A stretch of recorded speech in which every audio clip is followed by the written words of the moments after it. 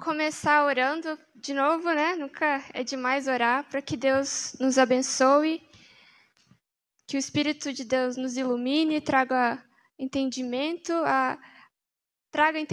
faça com que nosso coração seja aberto, que nós entendamos o que a Escritura diz. Pai, nós estamos aqui na Tua casa, Senhor, nós louvamos o Teu nome, Pai, porque só o Senhor é digno de receber toda adoração. Senhor, que seja verdade tudo que cantamos agora, Pai, que o Senhor cresça em nós. Eu te peço, Senhor, que o Senhor cresça neste momento agora, Pai. Que eu diminua, Senhor, que o Senhor seja visto agora neste momento da pregação, Senhor, e que o Senhor fale ao nosso coração, Pai, que possamos sair deste momento alimentados por Ti, Deus. A Tua palavra é o nosso alimento e que assim seja nessa noite, Deus. Em nome de Jesus. Amém. Bom, meus irmãos, semana passada o presbítero Amauri, ele falou sobre o quinto mandamento. Hoje nós vamos falar num horário diferente, né? Costumamos falar pela manhã, hoje vamos falar agora à noite. Ele falou o quinto mandamento, que é sobre a honra aos pais e às autoridades. É um mandamento com promessa, nós vimos a importância, porque ele ainda é aplicável a nós, porque ele ainda é digno de ser observado, de ser aprendido, colocado no coração mesmo. E prosseguindo nesses 10 mandamentos, nós vamos falar sobre o sexto. O sexto mandamento, Êxodo 20, versículo 13, diz assim, se você quiser pegar a sua Bíblia aí e abrir comigo, fique à vontade, será ótimo. O Êxodo 20, versículo 13 diz, não matarás. Esse é o versículo. Ou não assassinarás, em outras versões. Também quero ler com vocês 1 João 3, 12. Primeira parte. Não sejam como Caim, que pertencia ao maligno e matou o seu irmão. Essa é a palavra e que Deus nos ajude aqui neste momento. É interessante falar sobre isso porque parece que é uma mensagem inoportuna falar sobre um mandamento como esse. Parece que não tem lógica nós falarmos sobre um mandamento que parece tão óbvio, que nem precisa ser dito, que nem precisa ser lembrado. É claro que não se pode matar, assassinar uma pessoa, a gente pensa muitas vezes, né? A gente pressupõe que todos sabem disso, mesmo antes de eu dizer aqui que é um mandamento, mesmo antes de você saber que é um mandamento expresso de Deus para nós. E também, num momento como esse, a gente pode pensar o que eu posso aprender, como isso me edificaria num momento como esse.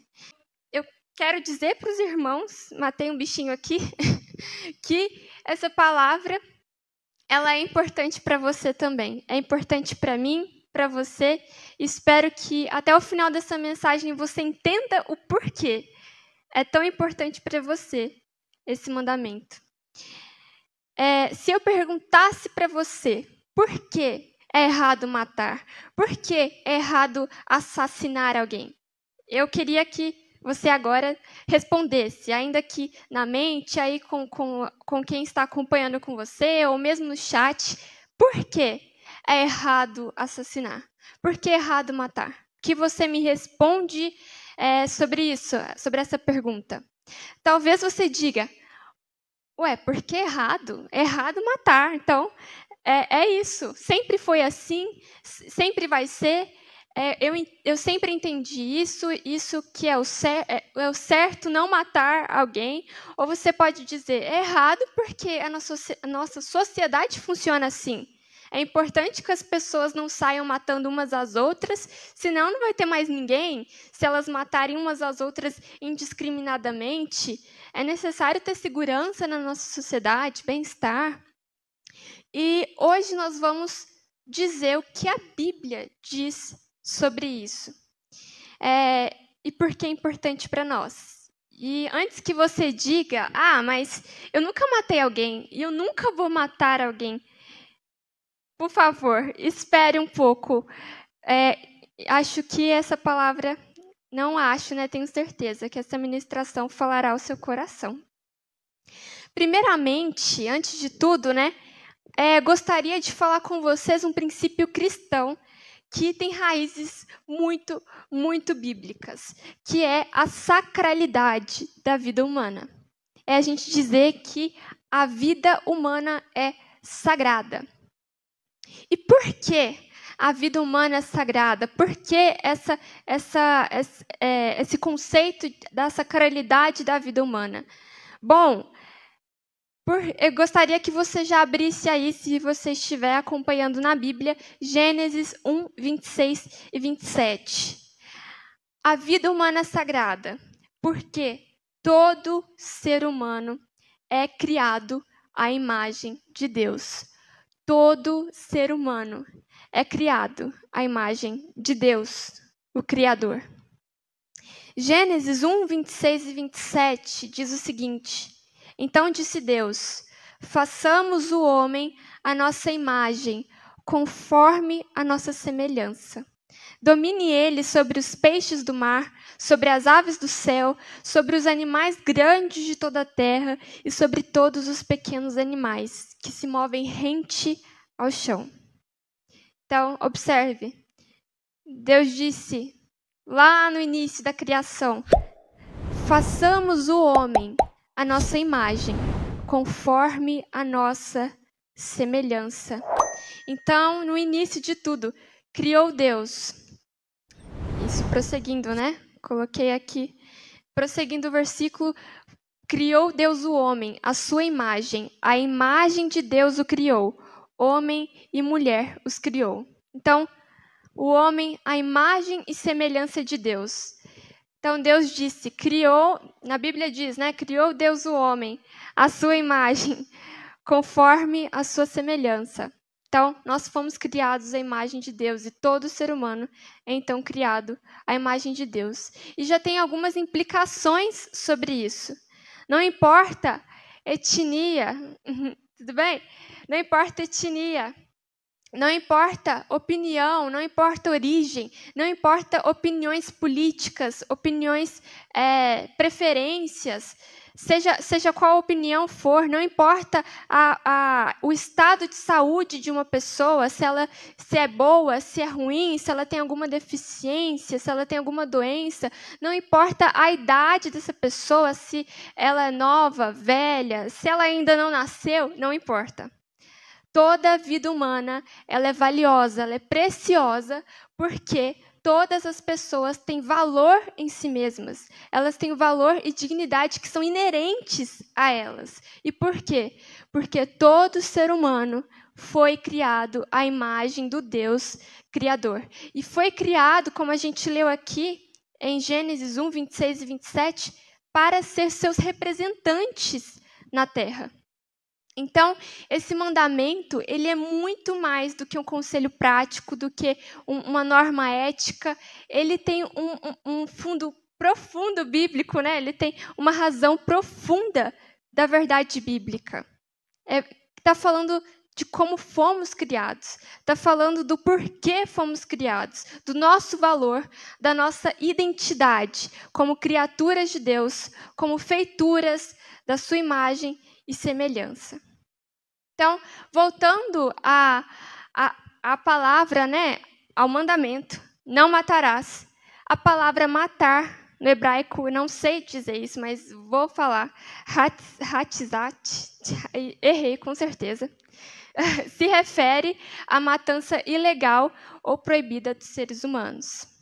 E a Bíblia diz muitas coisas sobre isso. Eu não posso discorrer sobre tudo no tempo que eu tenho, mas eu gostaria de tocar em alguns pontos que não vou esgotar, com certeza, esse... Glória a Deus, né? É verdade. Camila está aqui, gente. Obrigada, Camila. Não dá para esgotar.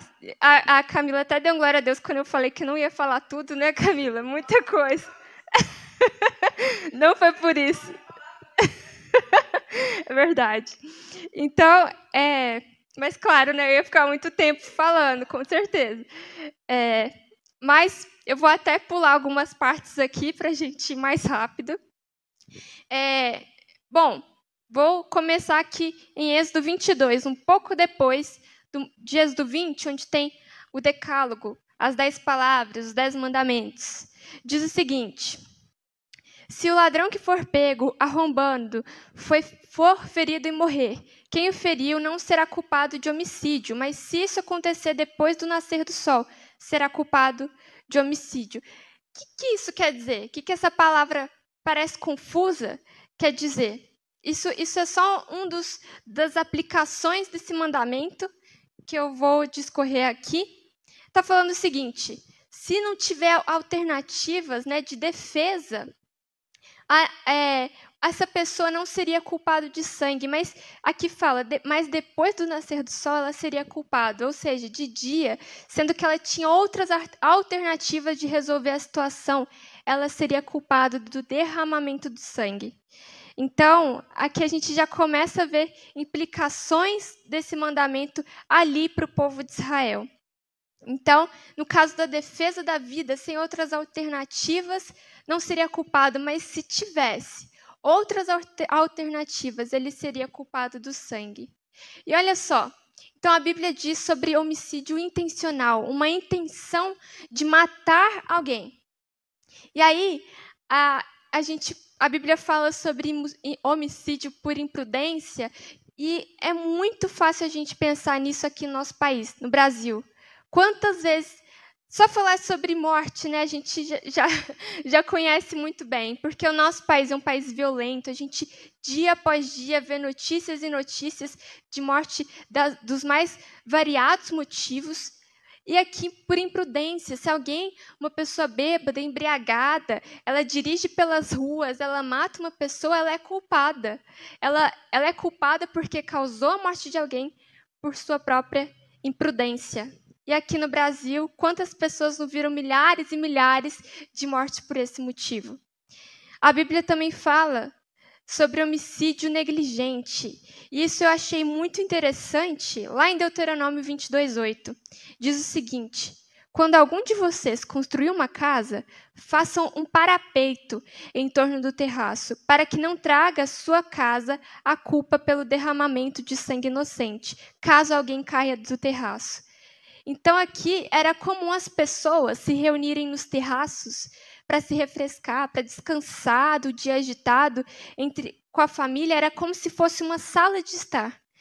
E olha que interessante, a pessoa que construiria a casa, ela tinha que fazer um parapeito, uma proteção. Caso contrário, se alguém caísse, ela seria culpada.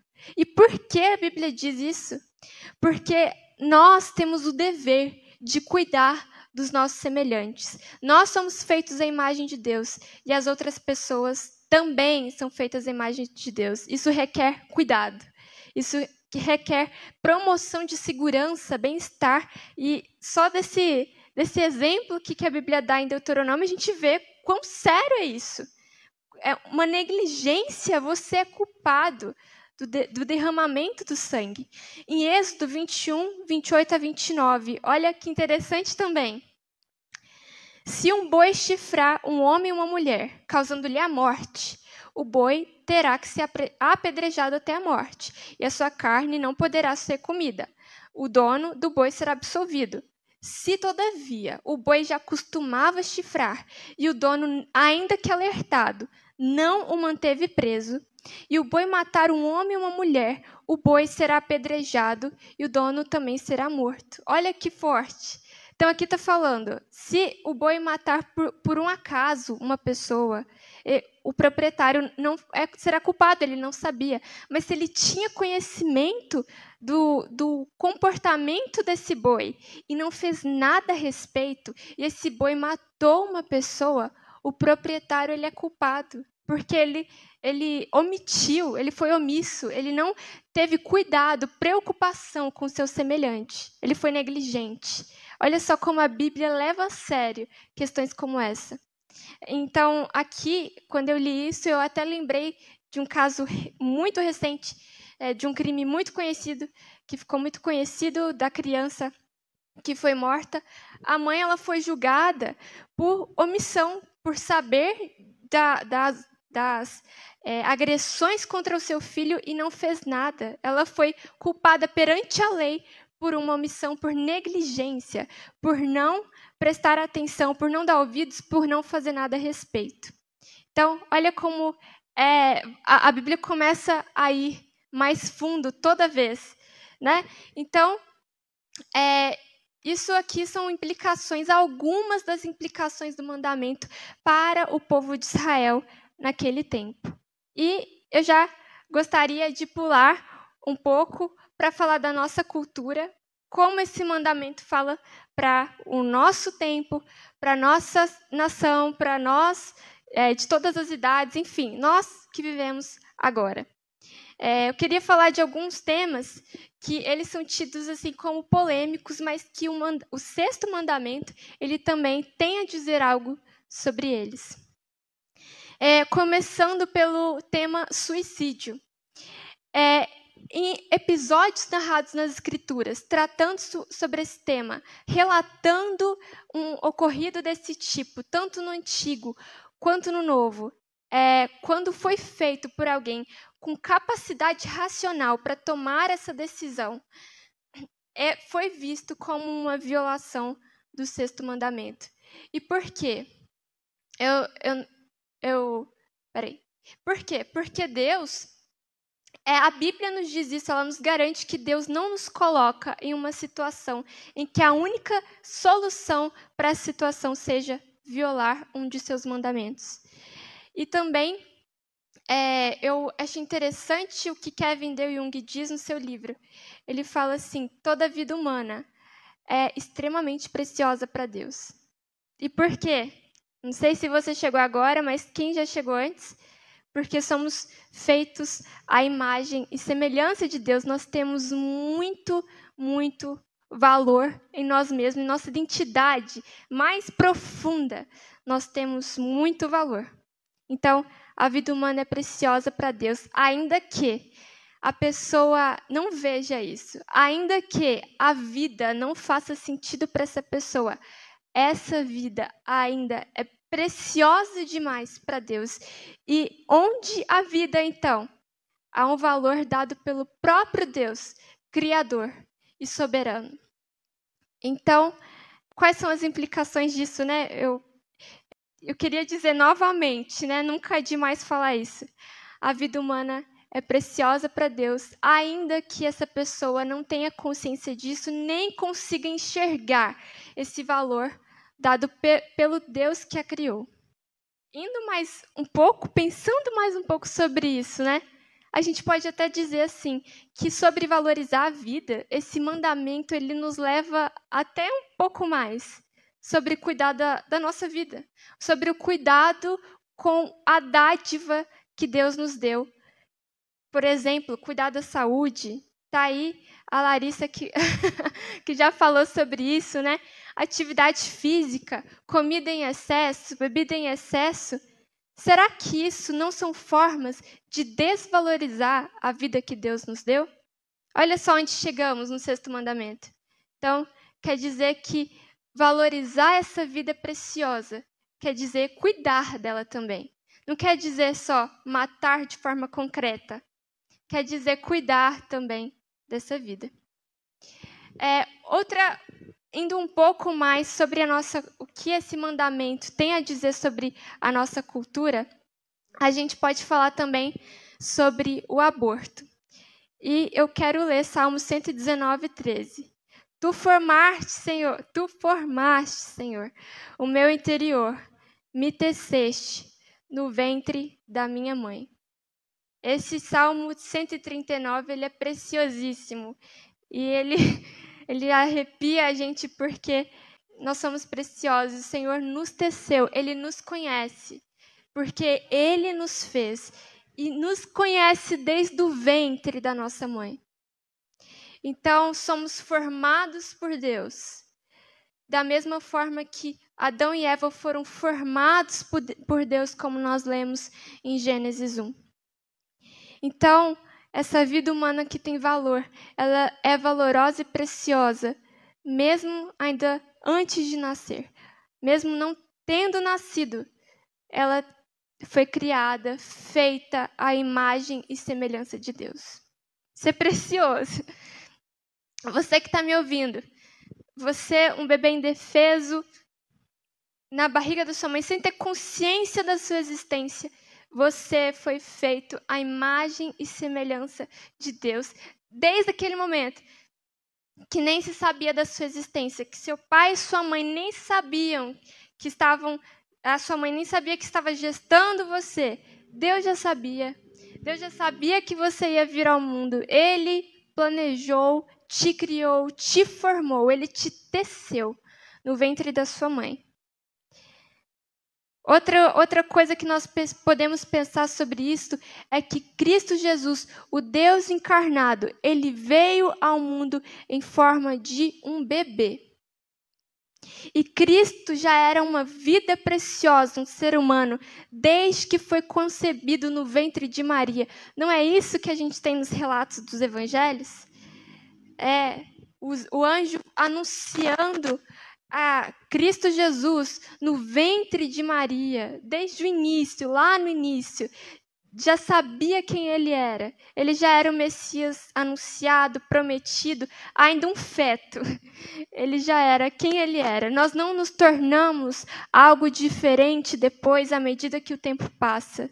Nós sempre fomos imagem e semelhança de Deus. Passando rapidamente por um outro tema, e agora há um debate, há uma discussão sobre a possibilidade para todas as pessoas, sem uma doença específica, com mais de 75 anos, com desejo cansadas de viver.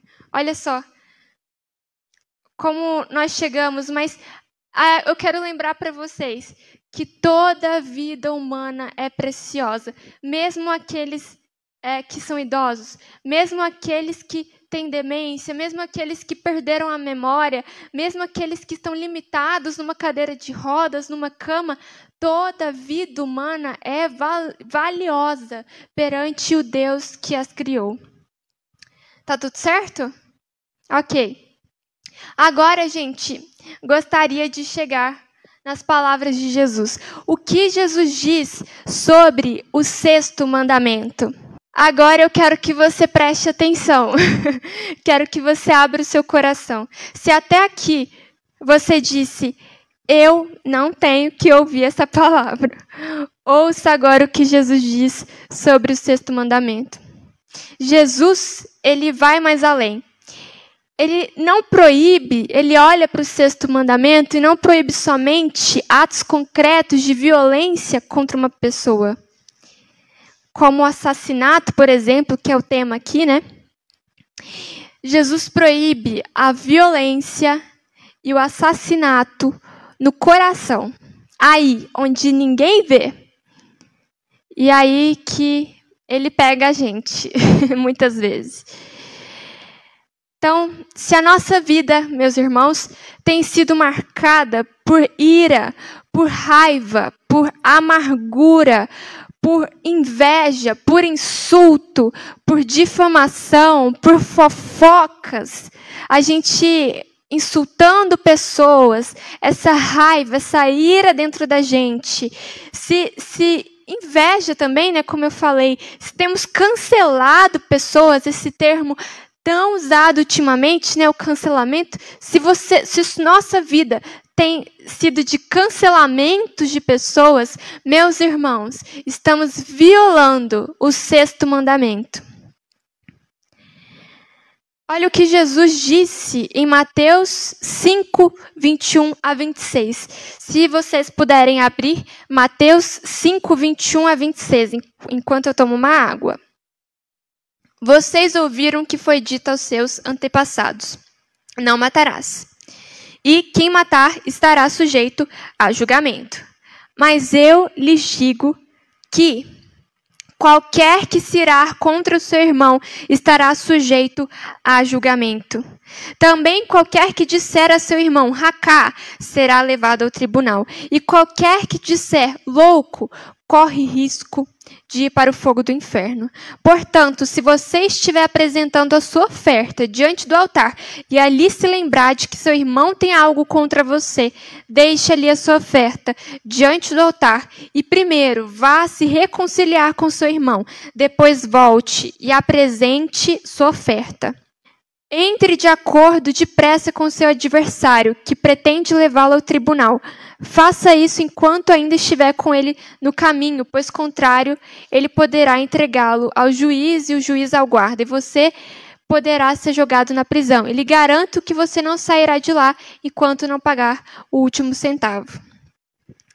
Então, se você diz aí, eu não mato, eu nunca matei, nunca vou matar, mas você é um insultador.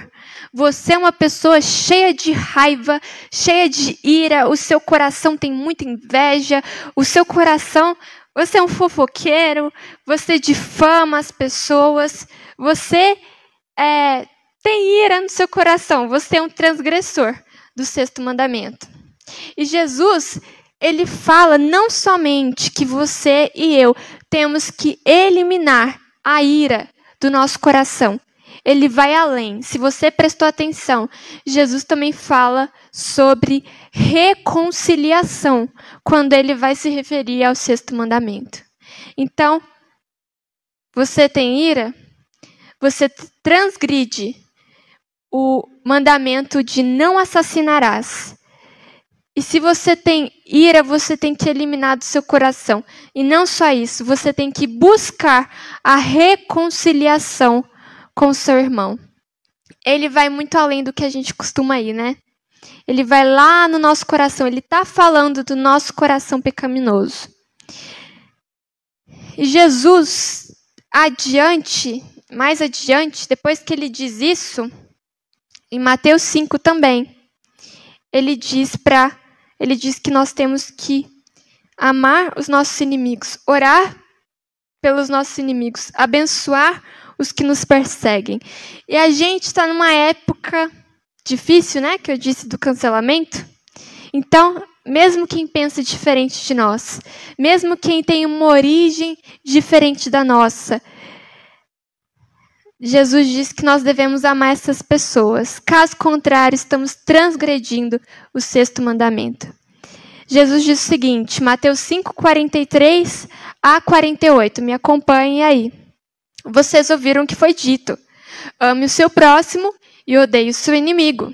Mas eu lhes digo, amem os seus inimigos e orem por aqueles que os perseguem, para que vocês venham a ser filhos de seu Pai que está nos céus, porque ele faz raiar o seu sol sobre os maus e os bons, derrama chuva sobre justos e injustos. Olha agora, eu quero que você preste atenção nessa palavra de Jesus. Se vocês amam aqueles que os amam, que recompensa receberão? Até os publicanos fazem isso. Se vocês saudarem apenas os seus irmãos, o que estarão fazendo demais? Até os pagãos fazem isso. Portanto, sejam perfeitos, como perfeito é o Pai Celestial de vocês. Então, de que adianta, aplicando aqui, né, no nosso contexto agora de polarização política, de que adianta amar somente quem votou na mesma pessoa que você? De que adianta amar só quem tem a mesma opinião que você? De que adianta amar somente quem você tem afinidade por questões diversas? Qualquer pessoa faz isso. Qualquer pessoa consegue saudar aquele que é irmão, qualquer pessoa consegue amar aqueles que amam de volta. Que recompensa tem nisso? Mas Jesus está falando, vocês não, vocês têm que ser perfeitos, como o Pai Celestial de vocês é. E no Sermão do Monte, Jesus fala sobre mansidão. Ele fala, sejam mansos. Ele fala sobre longanimidade, ânimo longo, paciência. Os mansos herdarão a terra, não é verdade? E você, é o irado? O que explode, aquele que ama só quem te ama, aquele que não consegue amar o inimigo, não consegue obedecer a Jesus, aquele que o coração está inflamado de ódio e você não quer se identificar nesse mandamento. Agora, eu quero terminar falando sobre a nossa ira e a ira de Deus. Quero te perguntar uma coisa, não precisa responder no chat, você pode responder aí com a sua família, responder aí para você mesmo. Você ficou irado nessa semana? Nos últimos dias? Ou hoje? Você ficou irado hoje? Você se irou hoje? Você ficou com raiva hoje? Você nessa semana insultou alguém, fofocou sobre alguém, cometeu a injustiça no coração, na fala contra alguém? Irmãos, esse mandamento, ele deve deixar todos nós desconfortáveis. Como eu disse em um dos mandamentos, se você olha para o mandamento de Deus e fala, esse eu já sei. Olha, você não entendeu.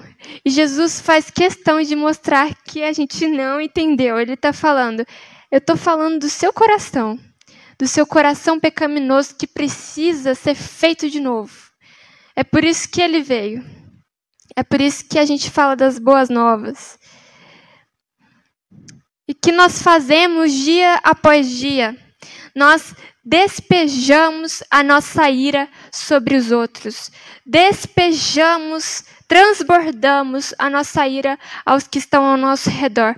Nós despejamos a ira. Cônjuges despejam um contra o outro, contra os pais, contra os filhos, contra irmãos, contra colegas, contra qualquer pessoa que cruza o caminho. Nós explodimos facilmente, injustamente. Nós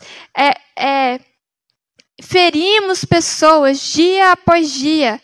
Nós falamos coisas que nós não deveríamos falar com pessoas que são feitas à imagem e semelhança de Deus. Lembra do que Jesus disse? Se você se irar, você está transgredindo esse mandamento. Se você insultar alguém, você está transgredindo esse mandamento. Se nós amaldiçoamos pessoas, isso é sério. Jesus está falando, isso é sério. Às vezes, muitas vezes, as pessoas podem dizer, nossa, mas você é uma pessoa tão calma, tão pacífica, mas você conhece o que se passa lá no seu coração, na sua mente? Quantas vezes você não amaldiçoou o seu irmão que foi feito à imagem e semelhança de Deus? Quantas vezes você não feriu essa imagem e semelhança de Deus, assim como uma pessoa que mata o corpo de uma pessoa feita à imagem e semelhança de Deus? Para terminar, gente, eu gostaria de fazer com que vocês olhassem lá para o Getsemane. Vamos voltar a nossa atenção lá para o Getsemane. E por que o Getsemane? Nós, semana passada, falamos, foi domingo de Páscoa, e nós lembramos de Jesus em seu sofrimento. E o que ele disse antes de enfrentar a morte? Pai, se for possível, afasta de mim este cálice, mas que não seja feita a minha vontade, mas a sua. Que cálice é esse que Jesus estava dizendo? Que cálice é esse que ele disse, se possível, afasta de mim, mas seja feita a tua vontade, faça-se como tu queres. Esse cálice era o cálice da ira, mas não da nossa ira. Era o cálice da ira de Deus contra pecadores como nós, como eu e você. Era o cálice da ira justa e perfeita de Deus contra nós. Contra nós que manifestamos tantas vezes uma ira profana, ímpia, suja, injusta, todos os dias. Então, o cálice da ira de Deus que nós merecemos receber, Jesus tomou sobre si. Se nós pecadores, transbordamos o cálice da nossa ira injusta, ímpia, dia após dia, sobre tantas pessoas. O cálice da ira justa de Deus estava sendo derramado sobre seu filho no momento de sua morte. Então, esse cálice nós deveríamos receber. Era para ser transbordado em nós, pecadores. Mas foi derramado sobre Cristo Jesus, que nunca pecou, que nunca quebrou um sequer dos mandamentos. Aquele que nunca cometeu assassinato no seu coração, como nós temos cometido. Esse Cristo perfeito, sem pecado algum, sem injustiça alguma, nada de errado, de violação havia nele. Ele foi morto por assassinos como nós, recebendo a ira, o cálice da ira de Deus.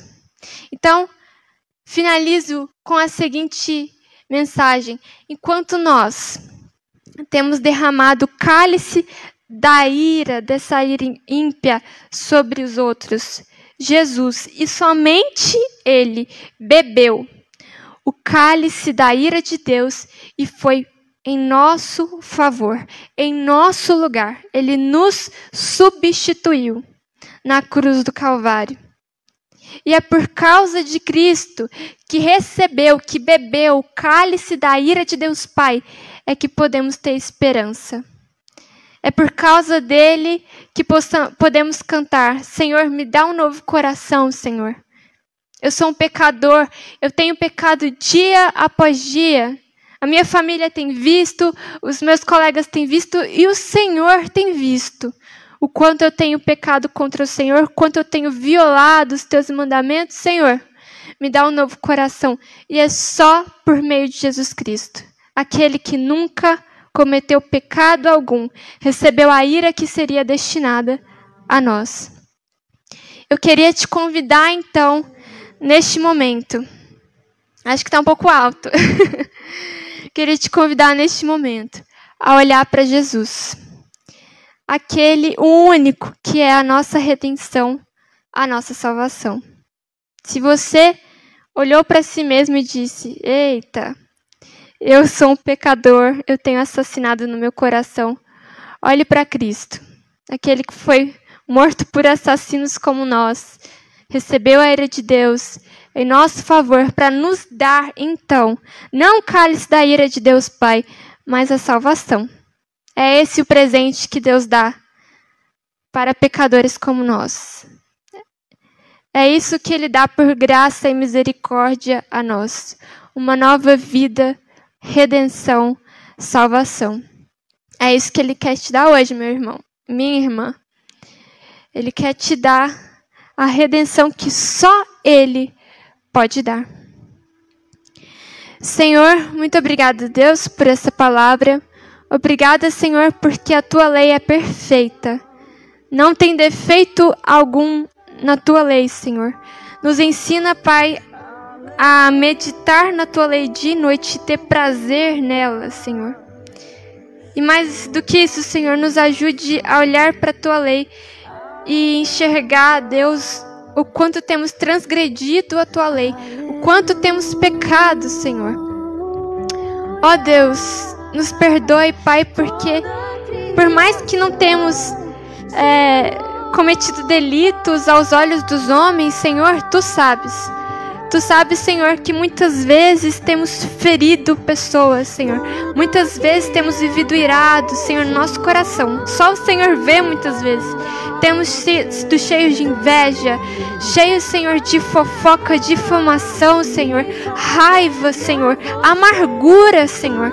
Não temos perdoado muitas vezes, Senhor. Às vezes a gente matou pessoas no nosso coração, Senhor. Quantas vezes, Pai, nós simplesmente anulamos pessoas, Pai. Cancelamos pessoas como se elas fossem indignas até do nosso olhar, Deus. Nos perdoe, Deus. Nos perdoe, Pai, porque somos assassinos em nosso coração. O Senhor disse: todo aquele que se irar, todo aquele que insultar, ele está cometendo pecado. E, Pai, nos perdoe, Deus. E, Senhor, como é maravilhoso, Senhor, olhar para Cristo Jesus ali no Getsemane, falando, Deus, Pai, esse cálice é pesado, é difícil beber esse cálice, mas que seja feita a tua vontade.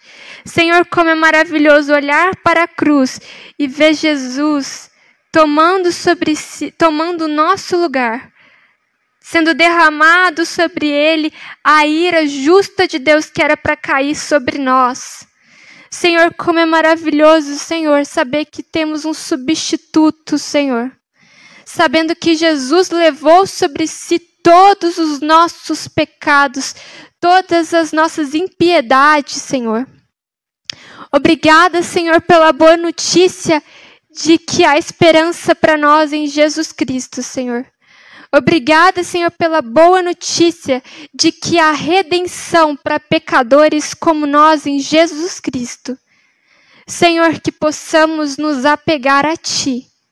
Senhor, que possamos olhar para a cruz e olhar para a Tua grande misericórdia, amor e graça, Senhor. Porque o Senhor salvou nós que não merecíamos. E graças a Deus por isso, Senhor. Graças a Deus por isso, Senhor. O Senhor nos livra da morte e nos dá uma nova vida. E vida em abundância, vida eterna. Muito obrigada, Senhor. Abençoe os meus irmãos, que eles recebam nesta noite essa esperança que vem de Ti, essa esperança que é Jesus Cristo.